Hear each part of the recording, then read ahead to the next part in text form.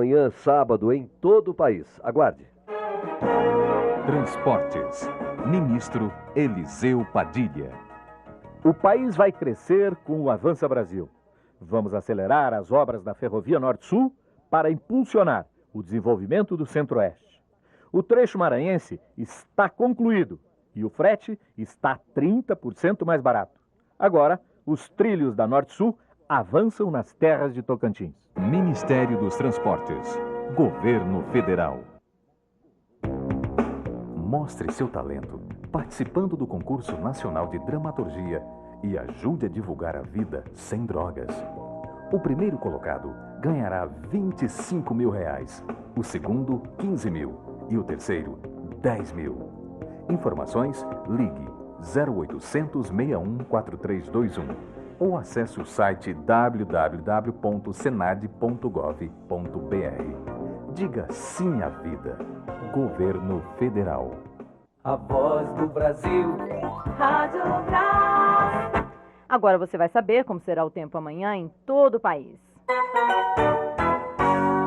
Vamos começar pelo Sudeste. Céu encoberto com chuvas em São Paulo, Minas Gerais e Rio de Janeiro. As temperaturas variam de 12 a 35 graus. No norte, chove no Amazonas, Rondônia, Acre, Pará e também Roraima. Mínima de 17 e a máxima de 35 graus. Para a região sul, a previsão é de céu nublado com possibilidade de chuva no leste da região. Mínima de 5 e máxima de 25 graus. Já a região nordeste terá predomínio de sol. As temperaturas variam de 16 a 37 graus. E por último, a previsão para o centro-oeste. Chove no Mato Grosso e Goiás. Demais áreas, predomínio de sol. Mínima de 15 e máxima de 36 graus. As informações foram fornecidas pelo Centro de Previsão do Tempo e Estudos Climáticos do INPE. Agora são 7h24. Essa primeira parte da Voz do Brasil foi produzida pela Rádio Brás. A todos uma boa noite e um ótimo final de semana. Boa noite e até segunda.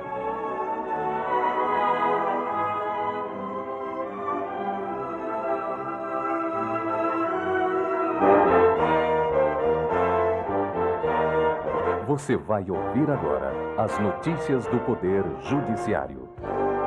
O presidente nacional da Ordem dos Advogados do Brasil, Reginaldo de Castro, disse hoje que as decisões do Supremo Tribunal Federal não devem ser simpáticas ou antipáticas. Segundo ele, seu conteúdo deverá ser sempre jurídico e politicamente adequado. O comentário foi feito a respeito do julgamento da ação ajuizada no STF pela OAB contra a cobrança da contribuição previdenciária dos servidores inativos e o aumento da alíquota dos funcionários públicos. Para Reginaldo de Castro, qualquer crítica que se faça ao julgamento do Supremo é, no mínimo, uma leviandade. Ele informou que os objetivos da OAB ao entrar no STF foram a preservação do Estado democrático e a defesa da Constituição. O presidente da OAB disse que a decisão do STF levará o governo a percorrer caminhos legítimos para as obtenções de recursos necessários para o ajuste fiscal, entre eles a redução da renúncia tributária e o aperfeiçoamento da arrecadação dos tributos. E o presidente da Associação dos Magistrados Brasileiros, desembargador Luiz Fernando de Carvalho, afirmou hoje que a tentativa de enxovalhar o Poder Judiciário por causa da decisão do Supremo Tribunal Federal equivale a decretar a moratória da Constituição até o cumprimento das metas fiscais ajustadas pelo governo federal com o Fundo Monetário Internacional. De acordo com o presidente da AMB, Constituição sob moratória é fantasia que sepulta os direitos fundamentais. O ministro Celso de Mello negou que a decisão do STF de suspender a cobrança da contribuição previdenciária dos inativos e impedir o aumento da alíquota para os servidores ativos possa levar ao agravamento da crise econômica no país.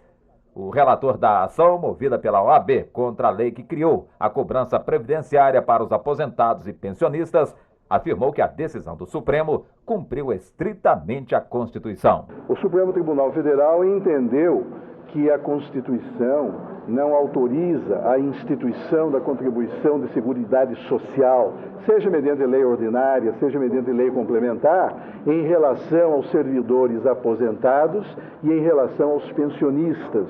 A ausência de previsão na Constituição impede que haja uma base legítima para que o legislador comum possa instituir em relação aos aposentados e em relação aos pensionistas a contribuição de seguridade social. De outro lado, o tribunal entendeu altamente relevante o argumento de que a cláusula de progressividade das alíquotas no que se refere especificamente aos servidores em atividade, que essa cláusula de progressividade pode revestir-se, como aparentemente se reveste, de efeito confiscatório. O ministro Celso de Mello disse ainda que a decisão de ontem do Supremo responde a uma indagação básica. Pode a União, sobre o regime introduzido pela Emenda Constitucional número 20, instituir e exigir contribuição para os servidores federais, inativos e pensionistas? Celso de Mello disse que os 11 ministros do STF responderam não. O presidente do Supremo Tribunal Federal, ministro Carlos Veloso, abre segunda-feira, às 15h, no auditório do Anexo 1, a primeira feira de saúde do STF. O objetivo é conscientizar os servidores e seus dependentes sobre a importância dos exames periódicos e preventivos. A feira de saúde terá como destaque, além dos palestrantes, os estandes sobre prevenção e educação em saúde bucal e exames diversos, avaliação eletrônica de saúde, primeiros socorros, saúde da criança e do adolescente e doenças cardiovasculares. No encerramento, marcado para a próxima quinta-feira, falarão os médicos Luiz Henrique Moreira Santos e Ana Magnólia Mendes. Eles darão informações a respeito da prática de Tai Chi Chuan e o trabalho como fonte de prazer. A criação de mecanismos para o controle de crimes de guerra contra a humanidade dominaram a primeira parte dos debates ocorridos no seminário sobre o Tribunal Penal Internacional e a Constituição Brasileira, que está sendo realizado no Superior Tribunal de Justiça. Segundo René Kozinic, diretor para Direito Internacional e Comunicação do Comitê Internacional da Cruz Vermelha, atualmente existem cerca de 22 milhões de pessoas em todo o mundo sob o atendimento do Alto Comissariado da ONU. Ele diz que, do total, 13 milhões são compostos de refugiados e os demais são resultantes de conflitos internos e externos. O Tribunal Superior do Trabalho marcou para o dia 14 de outubro a sessão solene de posse dos 2 novos ministros da Casa, Antônio José Levenhagen e Ives Gandra Filho. Os 2 nomes foram aprovados pelo Senado e o ato de nomeação, assinado pelo presidente da República, foi publicado hoje no Diário Oficial da União. Os assuntos que foram destaque nesta edição. Ordem dos Advogados do Brasil e Associação dos Magistrados Brasileiros defendem decisão do Supremo no julgamento da ação sobre cobrança previdenciária. TST marca para 14 de outubro posse de novos ministros. Boa noite. Notícias do Poder Judiciário. Produção da Secretaria de Imprensa do Supremo Tribunal Federal. A seguir, o Noticiário do Poder Legislativo. Jornal do Senado. Jefferson Pérez elogia a decisão do Supremo em favor dos servidores públicos. E Romero Jucá diz que o governo pode ser obrigado a cortar orçamento. O senador Jefferson Pérez elogiou a decisão do Supremo Tribunal Federal contra a cobrança de contribuição previdenciária dos servidores inativos. O Supremo também considerou inconstitucional o aumento da contribuição dos servidores da ativa. Jefferson Pérez disse que a decisão comprova que ele e outros parlamentares estavam certos quando com sua política de rigor fiscal, porque o problema do déficit público, é claro, é muito grave, tem de ser enfrentado. Mas isso não pode ser feito às custas do servidor público, às custas, aliás, de assalariado algum, e muito menos com a violação da ordem jurídica do país. E o senador Romero Jucá afirmou que o governo vai ser obrigado a buscar outras fontes de receita. Na opinião do senador, a saída poderá ser o aumento da alíquota da Previdência para todos os servidores públicos, inclusive os militares. Romero Jucá explicou que a proposta derrubada pelo Supremo previa aumentos de contribuição diferenciados para diversas faixas de salário. Nós temos um déficit grande em cima do funcionamento público. Essa questão vai ter que ser equacionada de alguma forma.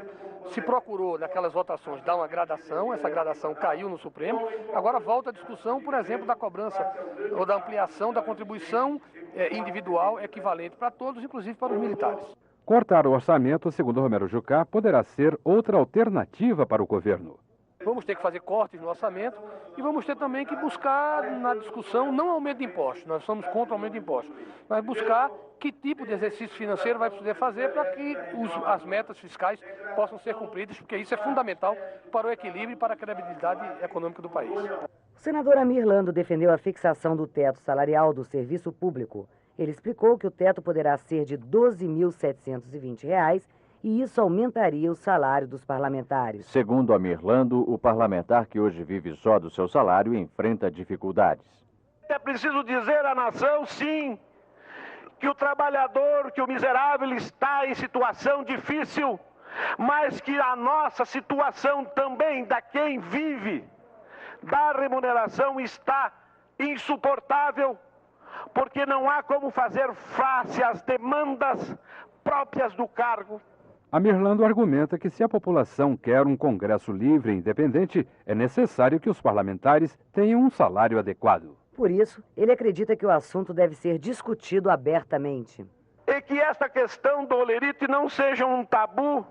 Vamos mostrar em praça pública quanto se ganha, dizer com todas as letras o que se ganha e o que é deduzido e o que é o líquido desta remuneração. Não há segredos diante da nação.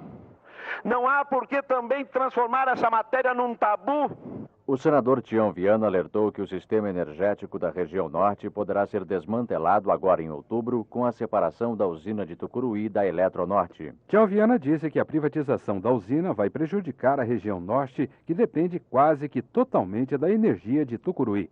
Faço um apelo ao senhor presidente da República, que reflita muito na possibilidade de não deixar ocorrer isso, porque a Amazônia inteira não perdoará o fato de nós perdermos hoje Tucuruí para a ambição e para a cobiça que ocorre por trás das privatizações tão cruéis que têm se abatido sobre esse país.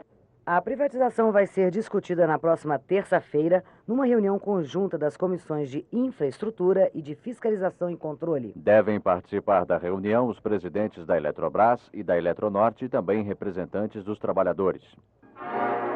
Faça uma viagem através de 500 anos de história. A Rádio Senado está apresentando a série Brasil 500 anos, que vai ao ar aos sábados às 6 da tarde, com reprise aos domingos às 9h30 da manhã. Você também pode ouvir o programa pela internet, na homepage do Senado. Anote o endereço: www.senado.gov.br. O senador Francelino Pereira anunciou que a lei do novo Estatuto da Microempresa vai ser sancionada na próxima terça-feira. Ele disse que também deverá ser anunciada a liberação de recursos para as micro e pequenas empresas, que são responsáveis por 2 em cada 3 empregos no país. Francelino Pereira alertou que essas empresas estão endividadas e os pequenos empresários reclamam principalmente dos juros altos.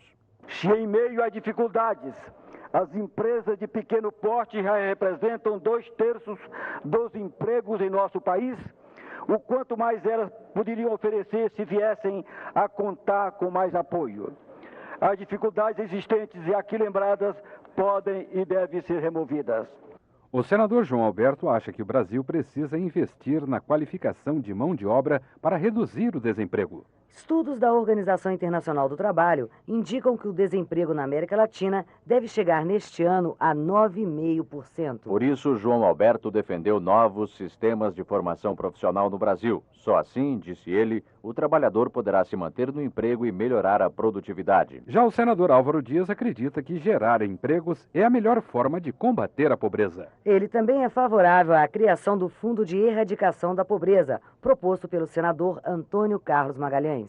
Devemos aprovar o fundo proposto pelo presidente Antônio Carlos Magalhães, mas temos o dever de aprovar também e exigir, senhor presidente, exigir do Poder Executivo o cumprimento de uma política para uso dos recursos do fundo que garanta sua finalidade e não venha se constituir em mais um sangradouro da sociedade, misturando-se na vala comum de gastos com outras destinações e distantes de seu nobre e original objetivo.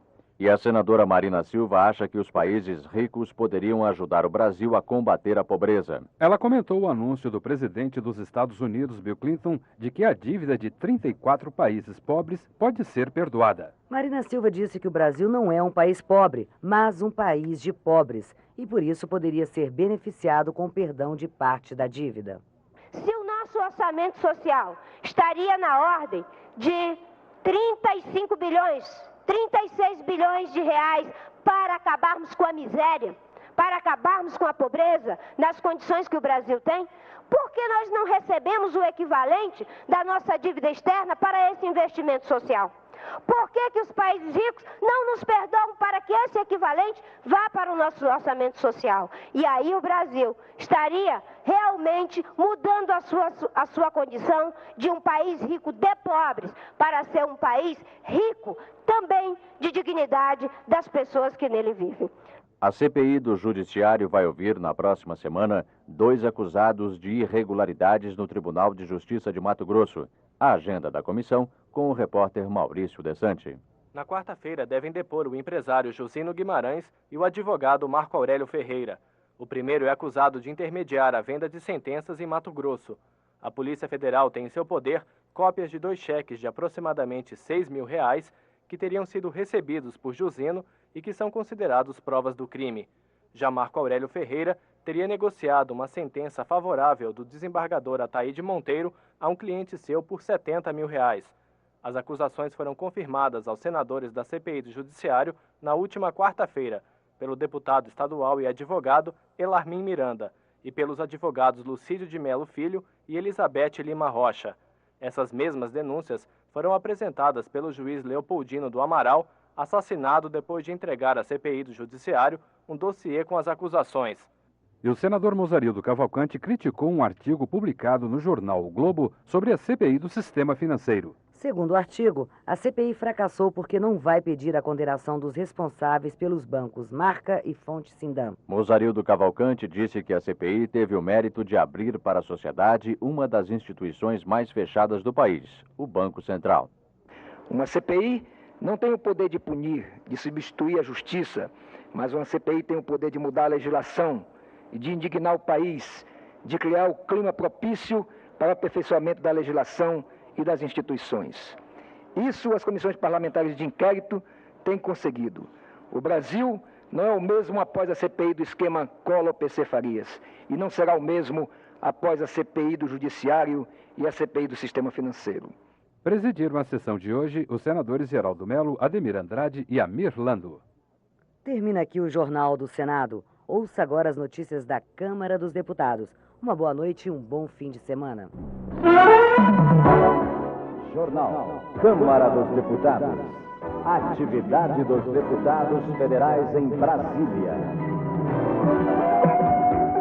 Decisão do STF repercute na Câmara. O deputado Valdomiro Fioravante, do PT Gaúcho, comemorou a decisão do Supremo Tribunal Federal de suspender e proibir a cobrança de contribuição previdenciária para o INSS dos inativos. Segundo o Fioravante, a Justiça determinou também que as alíquotas de descontos nos salários dos servidores públicos não poderão ser aumentadas, ficando no máximo em 12%. Pedro Celso, do PT do Distrito Federal, apoiou a decisão do Supremo Tribunal impedindo o desconto previdenciário de inativos e aumento progressivo da alíquota dos funcionários da ativa. Pedro Celso protestou ainda contra a nova proposta do Executivo de reforma da Previdência, que retira direitos adquiridos dos trabalhadores da iniciativa privada. Eurípides Miranda lembrou o 1º de outubro, Dia do Servidor Público, e apoiou a decisão do STF contra a cobrança previdenciária de inativos e o aumento da alíquota de funcionários da ativa. Eurípides Miranda, do PDT, ainda pediu mais atenção a estados da região norte que, apesar de contribuírem para o desenvolvimento da Zona Franca de Manaus, continuam sem contar com incentivos da SUFRAMA. Jorge Costa, do PMDB do Pará, propôs um grande acordo entre a oposição e situação sobre a questão da reforma da Previdência. Jorge Costa defendeu também um auxílio de emergência para a saúde a ser investido no setor preventivo e atendimento aos idosos e elogiou a decisão da Justiça de suspender cobranças dos inativos para o INSS. Ayrton Dipp, do PDT gaúcho, considerou injusta a lei que dispõe sobre a contribuição social dos inativos para o financiamento da Previdência Social. Ayrton Dipp defendeu ainda a aprovação da proposta de emenda constitucional que vincula receitas para financiar a saúde, como já ocorre com a educação. Aguinaldo Queiroz, do PCdoB do Distrito Federal e coordenador da Frente Parlamentar em Defesa do Serviço Público, elogiou a decisão do Supremo Tribunal Federal. Aguinaldo Queiroz considera o resultado também uma vitória da oposição, que alertava desde o início da tramitação da medida no Congresso Nacional que ela feria dispositivos constitucionais. Então, o Supremo resgatou a Constituição brasileira, que foi agredida pelo governo cujo objetivo é apenas atender o interesse do FMI, do ajuste fiscal, e para isso não tem medida, não tem limites. E chegou ao cúmulo de ferir a Constituição, atacar os servidores públicos, os aposentados, para cumprir seus acordos externos e atender o seu patrão externo, e não o interesse do povo brasileiro, dos servidores. Então foi uma vitória da democracia, dos servidores, dos trabalhadores brasileiros, e, em certa medida, da oposição no Congresso, porque nós justificamos aqui, quando do debate desse tema, para votar contra essa cobrança, que agora, felizmente, inclusive de forma retroativa, o governo vai ter que devolver o que foi cobrado para os aposentados e pensionistas. Já o líder do governo no Congresso, o deputado Arthur Virgílio Neto, lamentou a atitude do STF. Para Arthur Virgílio, a decisão reduz a tributação de 1.200.000 servidores públicos, ativos e inativos, mas prejudica 170 milhões de brasileiros. Então eu lamento muito, porque 170 milhões é muito mais do que 1.200.000 pessoas. A alternativa que nós temos, aumentar impostos, eu gostaria de não fazer isso, que se penaliza a sociedade como um todo. Cortar dos investimentos do ano que vem, porque este ano o Brasil tem sobra para fazer face a essa derrota. Cortar dos investimentos do ano que vem significaria gerar menos empregos, desenvolver menos as regiões, significaria impor menos progresso ao país.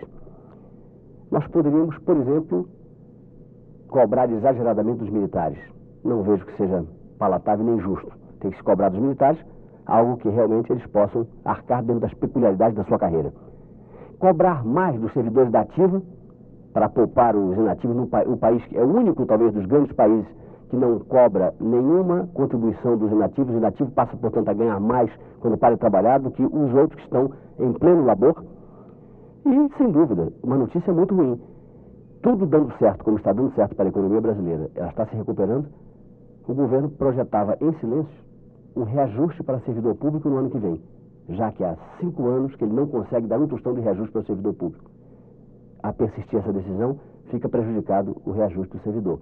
E, por outro lado, o próprio judiciário se prejudica, porque ele tem interesse num teto especial para ele. Não quero nem questionar se é justo ou se não é justo. Eu não quero esse teto todo para os deputados, e o executivo não quer esse teto todo para o executivo.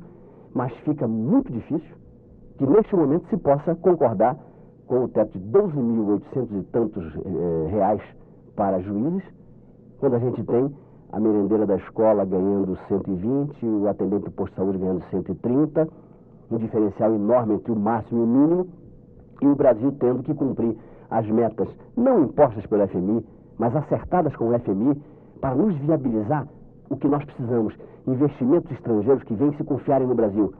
Alterações na Previdência em estudo na Câmara. Dr. Rosinha condenou o projeto de criação do fator previdenciário para cálculo de benefícios, afirmando que a medida vai prejudicar a população, principalmente as mulheres, que terão que trabalhar mais tempo para ter o direito a uma aposentadoria melhor. Dr. Rosinha, do PT paranaense, afirmou ainda que, em nome de uma reforma administrativa, o governo vem retirando direitos dos trabalhadores sem, entretanto, obter mais eficiência. Arlindo Quinalha, do PT de São Paulo, criticou a proposta do governo em debate na Comissão de Seguridade Social, que altera as regras para o cálculo da aposentadoria do trabalhador. Quinalha denunciou que os cálculos para a aposentadoria por esta nova regra aumentará em pelo menos 10 anos o tempo de trabalho para mulheres e para os homens e pediu que os parlamentares rejeitem a proposta. Serafim Venzon, do PDT catarinense, pediu que seja votada a proposta de emenda à Constituição que vincula verbas para a saúde, ressaltando que o SUS precisa de socorro imediato. Serafim Venzon informou ainda que o governo de Santa Catarina irá realizar os pagamentos dos hospitais e médicos conveniados ao Sistema Estadual de Saúde,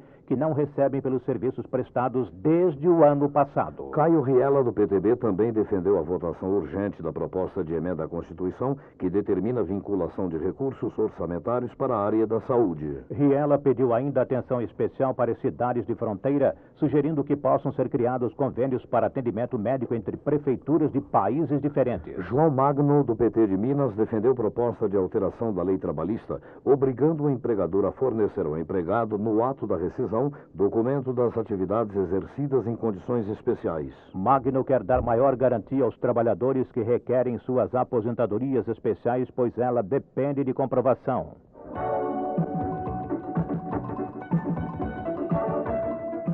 Débito de micro e pequena empresa será revisto.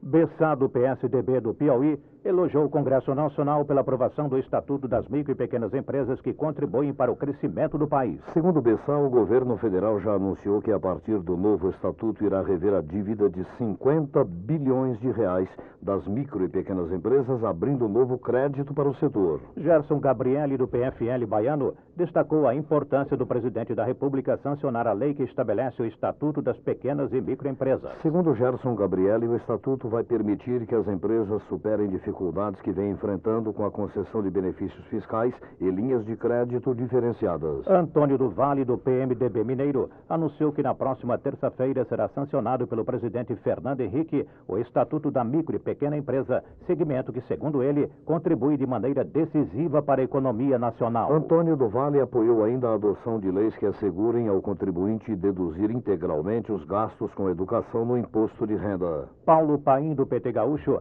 condenou declarações do porta-voz da presidência por ter afirmado que o Brasil já vem fazendo investimentos sociais, não sendo necessária a intervenção do FMI. Existe uma contradição, afirmou Paim, já que o próprio presidente do Senado sugeriu a criação de um programa de erradicação da pobreza, fato que mostra a pouca preocupação social do governo. Aloísio Mercadante, do PT de São Paulo, criticou a proposta do FMI denominada Grito dos Pobres, afirmando que no período pós-guerra foi o fundo quem implantou a recessão no mundo. Segundo Mercadante, o FMI continua combatendo a inflação, adotando a recessão, a exclusão de parte da população como sua política básica. Walter Pinheiro, do PT baiano, ironizou o discurso do PFL, afirmando que ele começa a aproximar-se daquele feito pela oposição, principalmente no que diz respeito à prioridade para os programas sociais. Entretanto, Walter Pinheiro lamentou que sejam feitos apenas discursos, não sendo tomadas medidas concretas que tragam melhoria de vida para a população. Já Pompeu de Matos, do PDT Gaúcho, criticou o PFL, lembrando que o partido é a maior bancada de apoio ao governo federal e sempre votou matérias que prejudicavam o povo brasileiro. A não liberação de verbas do Banco do Brasil para a agricultura é, segundo Walter Pinheiro, a prova do descaso do governo com os problemas internos, já que os recursos para as linhas de financiamento serão exatamente iguais aos do ano passado. Átila Lins, do PFL do Amazonas, comentou o acordo para aprovação da Lei da Informática, beneficiando os estados brasileiros sem prejudicar a Zona Franca de Manaus. Entre os pontos mais importantes do acordo, Átila Lins destacou a criação de um fundo de desenvolvimento para o setor e a prorrogação de incentivos para a Zona Franca. Vanessa Graziotin, do PCdoB do Amazonas, alertou para a necessidade de aprofundamento dos estudos em torno do projeto que prorroga os benefícios fiscais para o setor de informática. Segundo Vanessa Graziotin, não existem informações sobre os efeitos da lei nos 7 anos em que esteve vigorando e denunciou que o percentual que deveria ser empregado em pesquisa e desenvolvimento vem sendo usado para outros fins.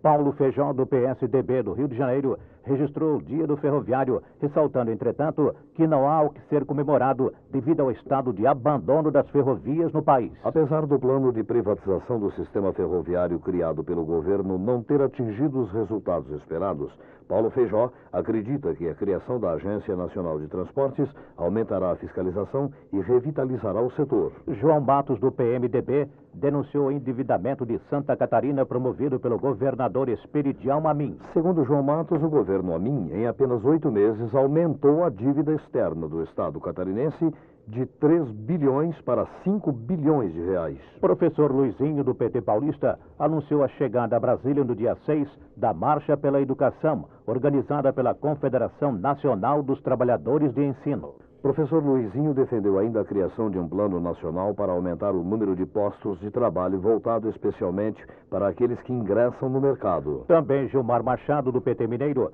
saudou os servidores que participarão da marcha por melhorias na educação. Gilmar Machado afirmou que o objetivo desse protesto dos trabalhadores da educação é o de chamar a atenção da sociedade para o descaso do governo e a crise por que passa o ensino. Juquinha, do PSDB goiano, parabenizou o diretor da Agência Nacional de Energia Elétrica, José Mário Abdo, pelo bom desempenho do órgão com a abertura do setor à iniciativa privada. Juquinha assinalou que os bons resultados da agência foram viabilizados com o aperfeiçoamento da fiscalização junto às concessionárias e a ênfase à defesa do consumidor. Márcio Fortes, do PSDB, registrou o artigo do presidente da Federação das Indústrias do Rio de Janeiro, Eduardo Eugênio Gouveia Vieira, intitulado Brasil, uma nova agenda. Segundo Márcio Fortes, o artigo destaca documento elaborado pela Firjan, que apresenta a expansão do endividamento do setor, tendo como fator agravante as altas taxas de juros praticadas no país. Eurípides Miranda, do PDT de Rondônia, criticou as autoridades econômicas que, segundo o parlamentar, já não conseguem esconder o desespero diante da própria incompetência. Eurípides Miranda afirmou que o mais trágico do quadro econômico é o fato do governo continuar sonegando informações fundamentais para a população. Já o deputado Paulo Feijó, do PSDB, elogiou o presidente da República pelos investimentos